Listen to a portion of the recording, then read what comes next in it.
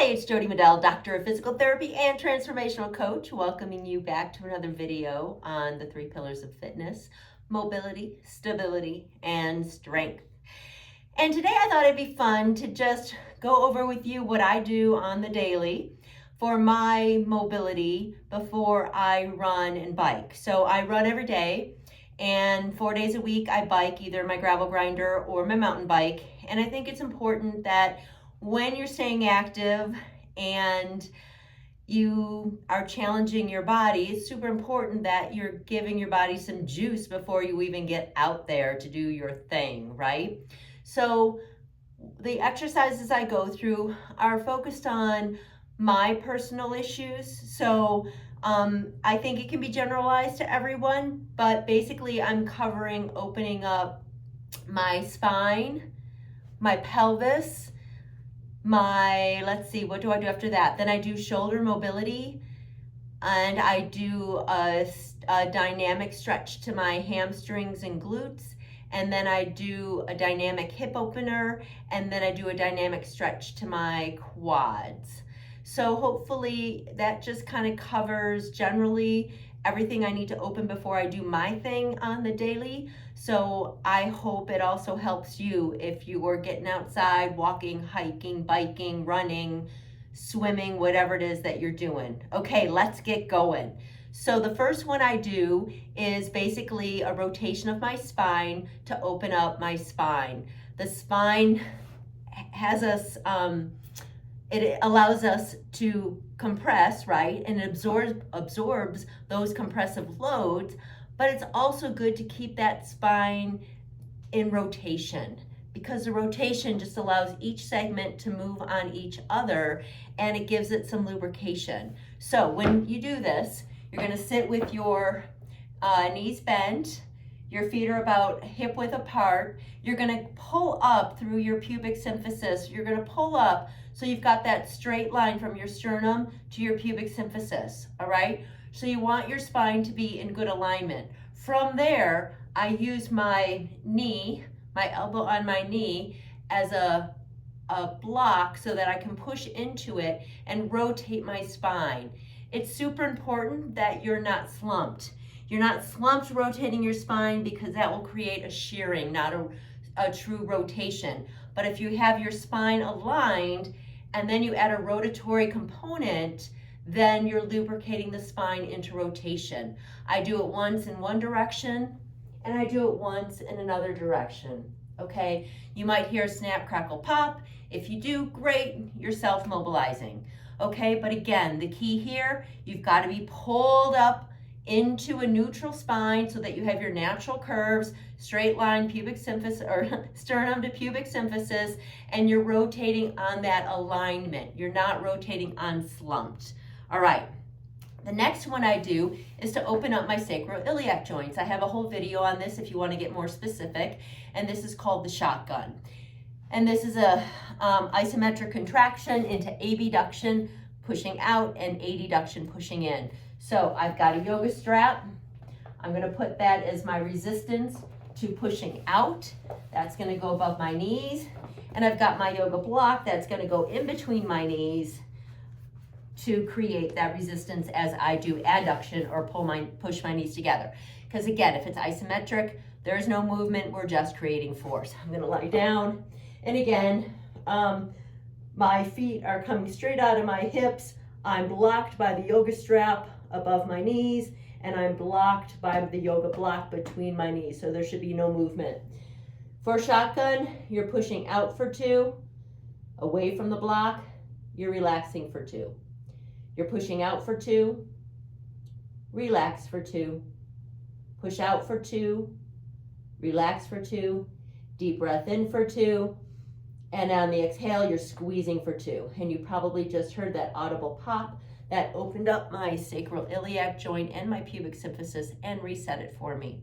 The reason this is important is so many of us have minor leg length differences.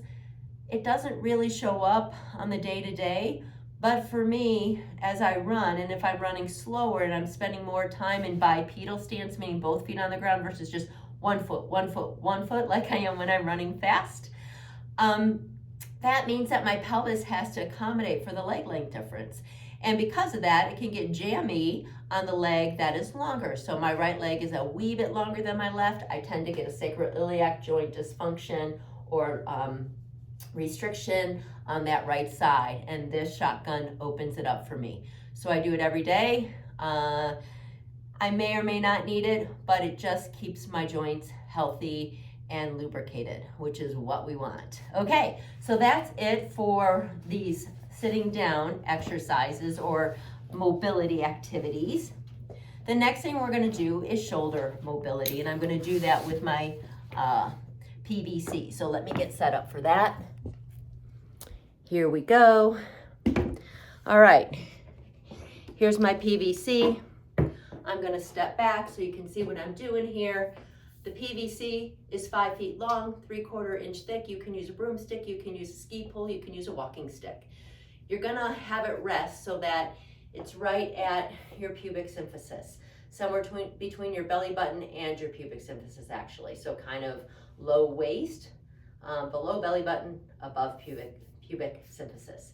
The key here is that you want your arms to be straight, straight, straight. The only thing moving here is your shoulder joint. It's a shoulder joint mobility activity. So make sure your feet are shoulder width apart. You've got the straight line from sternum to pubic symphysis. Always very important in the work that we do to keep that alignment. You're gonna bring this up and over. Pretend that there's a heavy weight on this bar and you're pushing it away from your body and you're bringing it over as far as you can and coming back down. Okay, as soon as you get up there and you have to bend your elbows to get it a little bit further, you've gone too far. So I'm going to show you how I do it. It's just up and over and back. All right, I've been doing this for a while, so I have this full mobility that allows me to take the bar up and all the way over to my bum and back around, okay? You're going to do 10, at least 10 of these. You can move up to 30 of these, but as long as you feel nice and warmed up and everything feels like it's ready to rock and roll for you as you do your workout, perfect. So at least 10, and you can move up to 30. The next one I do is it's called a windmill. And so I do one direction for a few and then the other direction for a few. The windmill can look a little interesting.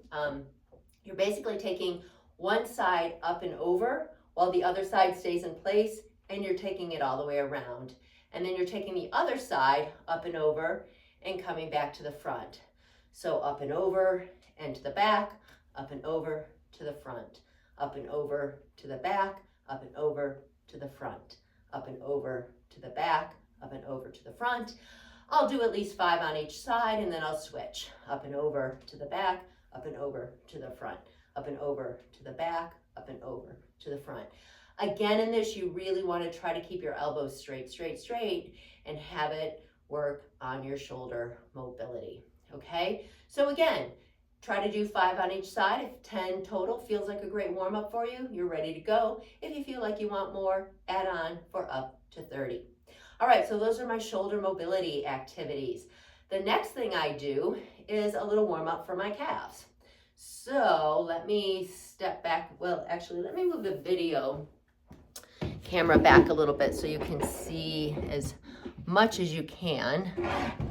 Well, as I lose it. Okay. All right, I'm going to step back all the way. Maybe you can see me. Well, that's all right. You can still kind of get the gist of it. I'm standing here. My feet are shoulder width apart. I've got this bar on my back because I want to make sure that when I do this activity, I'm keeping a proud chest. And having this bar, and it's resting on my traps. It's not resting on my neck. It's resting on my meat, okay? The meat of the back. And so we don't want any yanking on the neck, all right? But what the purpose is to maintain my proud chest as I keep my legs shoulder width apart. And I have my straight line, again, from my sternum to my pubic symphysis. All I'm doing is I'm rising on my toes and then rising on my heels. Toes, heels, toes, heels. Now, as you do this, I know you can't see my toes and heels, but what I want to demonstrate to you or show you is that as you do this, when you come back and raise up your heels or raise up your toes, I don't want it to happen because you're moving your butt back. Again, this bar is here to keep that nice alignment. I'm only moving my ankle joint, toes, heels, toes, heels. If you look at my ankle mobility video, you could probably see this a little bit better than I'm showing you right now, okay? But I just want you to get the idea of my complete warm-up that I do, all right? So, toes, heels, making sure that the movement is only coming from your ankles and you're not moving the rest of your body, okay? Again, warm up, do at least 10 each direction. If that's not good enough, go for 20 or 30. So as soon as you feel like the juices are flowing, you're getting lubricated in your joints, and you're ready to rock and roll with your movement of the day, whether it be running, walking, biking, swimming, whatever it is, you'll know, okay? The next one is called a good morning. And this is a good stretch for the glutes, hamstrings, posterior chain. Again, your hips are going to be shoulder, hip width apart. I like shoulder width apart. This stick is on the meat of my shoulders, my traps. It's not pushing on my neck. And it's, again, allowing me to have that nice upright posture where I have the straight line from my sternum to my pubic symphysis. My knees are going to be soft, bent about 10, 20 degrees max. They are not going to change their angle. They're just going to hold their softness. The only thing I'm doing is going into hip flexion and hip extension. When I do this, I'm honoring that straight line. So the curves that are in my spine stay there. I'm not trying to change them. So I'm sticking my butt out into hip flexion. As soon as I feel like I can't maintain that lumbar curve that I want to tuck under, shorten that line in the front, I'm done, right? I can't go any further because I don't want to disrupt that straight line. I'm going to push through my heels. I'm going to come back up to center. I'm going to go down, feel the stretch, push up. I'm going to go down, feel the stretch, push up. I usually do it on a 2-second interval, 2 seconds, hold, 2 seconds back up, 2 seconds down, 2 seconds up. And that's for a fascial release. So I'm not actually focused on stretching the muscles specifically in the posterior chain. I'm actually addressing the fascia that surrounds the muscles, the vessels, everything. And fascia is made up of water, mostly. So fascia needs movement. It doesn't need a hold, static hold forever. It needs a dynamic warm-up. It needs kind of a massagey feel to it. So that's why we go down, feel the stretch for 2, come off for 2. Feel it for 2, come off for 2. All right, so that is my hamstring, glute, posterior chain dynamic warm-up. Perfect. Okay, let's move on to the hip openings.